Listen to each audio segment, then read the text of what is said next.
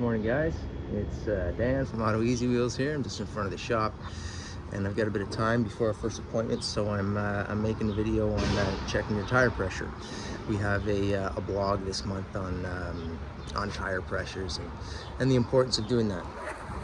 So, check that out if you want to have a little bit of information, a little bit more information, that is. I'm just going to be doing a quick video today on how to do it. Okay, so if you guys have ever seen my brother and I at your place, you've noticed us using this tool here, which is an air chuck. And so this thing, what it'll do, it's basically a digital pressure reader, and it also allows us to put air in the tire. Most of you aren't going to have this because most of you don't have a compressor, it's uncommon, I guess, to have a compressor to put air in your tires, and so that's why a lot of you have a mechanic and do it that way. So what you guys may get your hands on, though, and it's a lot cheaper, is just a little tire pressure reader here. And so first we'll have a look at inside the driver's side door.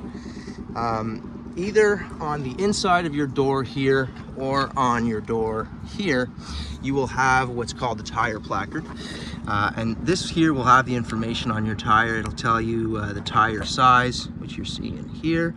And also it'll give you the pressure. And so 220 kilopascals, and then you'll see a comma, and then it'll give you a PSI reading. And so those readings are just different measures of the same pressure. Okay, and so we generally use the PSI, pounds per square inch, here. And so I'll just show you. So you see there that it's at 32 PSI.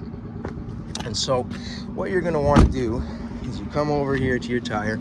This is your valve, and so that's where the air goes in.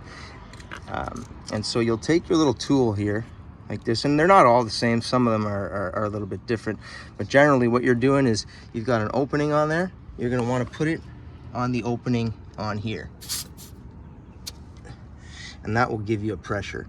And we're seeing there it's close to about 35. And so this tire is slightly overinflated. Now that is, fairly common. As the temperatures, rise and decrease, the pressures in the tires are going to do the same thing. Pressure and temperature are directly related. And so, that's not terrible. I could basically take my tool here and set it properly and just let a little bit of air out, but we're not too concerned about 35, because like I said, unless you're using nitrogen, which is it can be a pain, because you've got to find somewhere that'll have nitrogen firstly, and also you've always got to put nitrogen back in it. You can't just put any air in it. So if you're using air, it's gonna fluctuate slightly, but you want to keep it in that, close to what the manufacturer is recommending. And so once you've got your reading here, it will save the reading on here until you press this little pressure release valve. Then it goes back down, and then you can go ahead and check the rest of your tires. If they're too low, you're going to want to either get to the shop, get some air in, or some gas stations will have like a coin operated place where you can push your air in.